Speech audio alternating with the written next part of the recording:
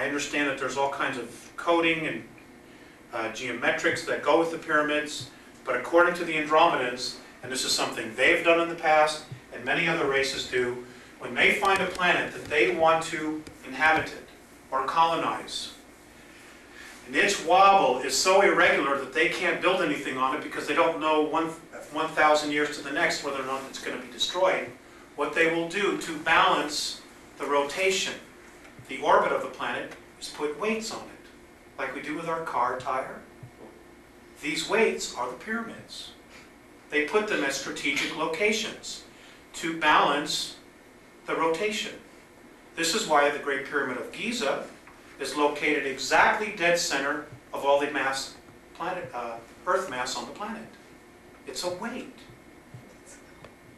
That's what it was originally designed to be, was a weight, to balance our rotation.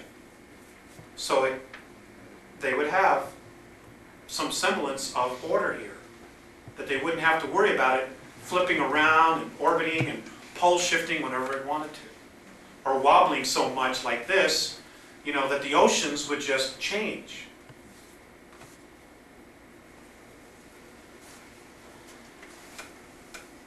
Any other questions? Yes, sir. Is it true that pyramids on Earth are located in the same part of the hemisphere as the pyramids on Mars? Yes. Yes, it is. But there are more pyramids on the Earth than there are on Mars. There are a lot in the ocean. Central America. Right. We have a lot. Of course, it's, almost 1.5 times the landmass as well. Plus, we have water, which in itself is an incredible amount of weight. I think we have 1.2 trillion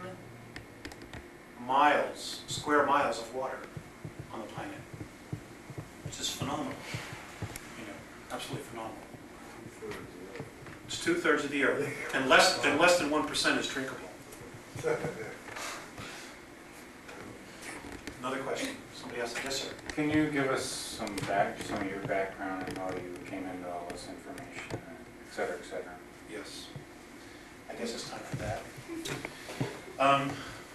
My contact started when I was 8 years old. I was on a family picnic in Woodstock, Michigan, which is in the upper northern peninsula. I did not remember the contact until I was at the age of 14. I knew, and my parents knew, that something had happened and the other folks. We went out to play hide and go seek, and the grass was very tall. It was in August. It was like the second or third week of August, just before we all went back to school. And I went to lay down in the tall grass and just to hide, okay? Because we have one of our little cousins. She was a female. We made her red, so she had to go around and find us. And I remember picking up the chestnuts and throwing them because they were chestnuts. And I made a place for me to lay down. Well, I fell asleep. When I woke up, it was night. It was close to 9 o'clock. Now in August, the sun sets late. So I got up and I walked back. I'm approximately 250, maybe 300 yards from the picnic area. There was a police car there, there was a dog in the back, or state police, I think it was, state trooper, because the guy had the big round hat with the funny thing on the top. When I got back, at first they were all glad to see me, and then my mother walloped me. She gave me a spanking. Where have you been?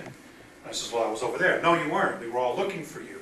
So I took them back with flashlights to where I was, and sure enough, there was my imprint in the grass, and they swore up and down that they had been all through there, and I wasn't there. It wasn't until age 14 that I realized what had happened. And I was asleep. We were living in Elk Grove Village, Illinois.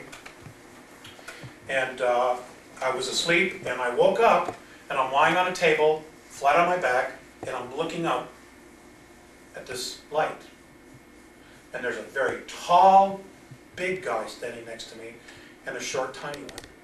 The tiny one had white skin, bald head, looked sort of oriental, but he wasn't, just very old. And the other guy, the big tall one, was light blue skinned, no hair, but built like a Greek god, like this.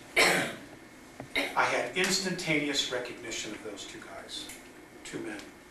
The tall one is Morine. He's 2,300 years old in our time. He's from Andromeda. The short one was Phasael.